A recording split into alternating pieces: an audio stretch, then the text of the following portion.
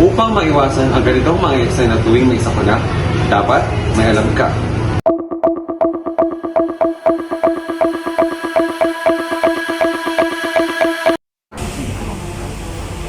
Hi, ako si David at sa video ito, ating pag-uusapan ang risk, disaster, and humanitarian communication.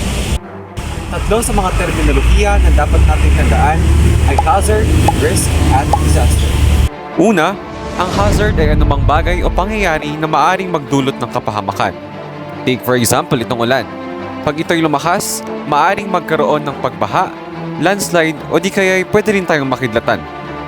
Ikalawa, ang risk ay ang probability ng isang hazard na magdulot ng kapahamakan. Ito ay natutukoy base sa exposure, vulnerability at capacity ng isang lugar o komunidad. Halimbawa narito ang pagiging kabilang ng Pilipinas sa Pacific Ring of Fire.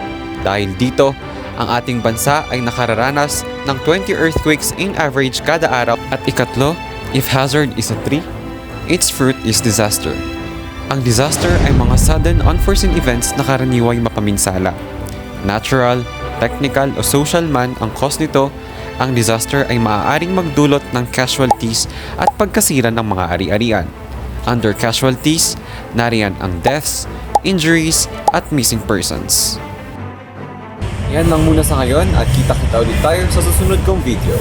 Muli, ito ang Com Diaries.